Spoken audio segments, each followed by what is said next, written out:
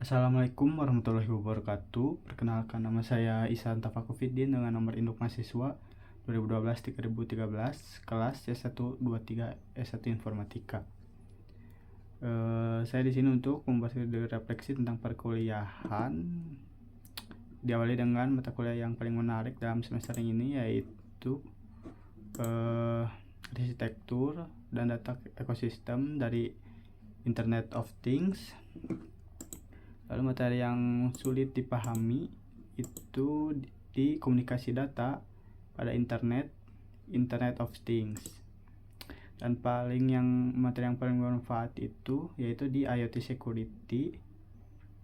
Dan pengalaman saat praktikum itu seru dan menantang karena kalau gagal atau salah sedikit maka proyek akan gagal.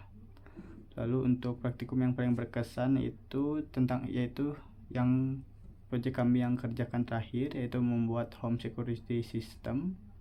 Dan manfaat yang diperoleh dari mata kuliah ini itu jadi tahu bagaimana keamanan dalam hal IoT dan juga bagaimana IoT terhubung dalam kehidupan sehari-hari. Dan untuk feedback terhadap dosen itu yaitu cara dosen menyampaikan menarik dan nyaman didengar. Kejelasan materinya juga dapat dan mudah dipahami.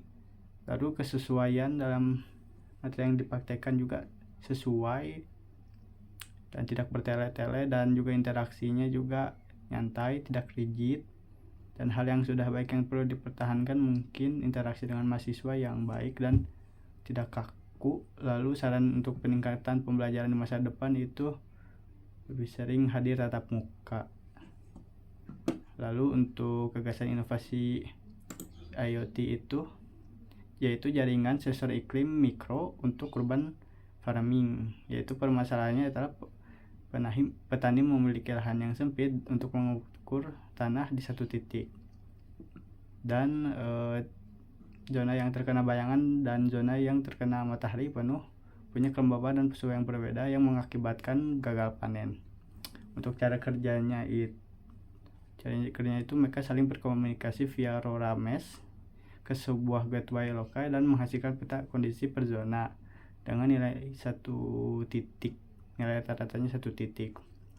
Sensor yang digunakannya itu ada SHT31, lalu Capacitive Soil Moisture, dan BH1750 untuk intensitas cahayanya.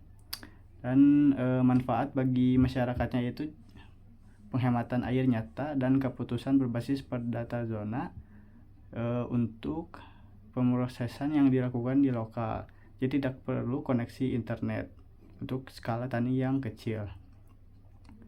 Lalu untuk penutupan atau harapan dari kesimpulan terhadap perkembangan IoT di masa depan itu, IoT yang tidak butuh koneksi sempurna. Lalu kedua itu ada harga yang bisa dijangkau oleh orang biasa, yang bisa dijangkau oleh orang yang seperti petani, UMKM, dan juga warga desa. Lalu lebih mudah dipahami dan dipakai, bukan hanya lebih canggih. Jadi seringkali teknologi berkembang ke arah yang makin kompleks, padahal penggunanya belum tentu melek tentang teknologi. Jadi harapan saya antarmuka dan cara kerja IT makin sederhana, sehingga petani atau pedagang kecil dan orang-orang yang mungkin belum terlalu melek terhadap teknologi bisa langsung pakai tanpa perlu pelatihan yang panjang. Jadi harapan ini mungkin terdengar biasa, tapi justru ini letak tantangan nyatanya dari hal yang sederhana. Jadi dan juga majunya teknologi IoT. Dan mungkin sekian dari saya. Wassalamualaikum warahmatullahi wabarakatuh.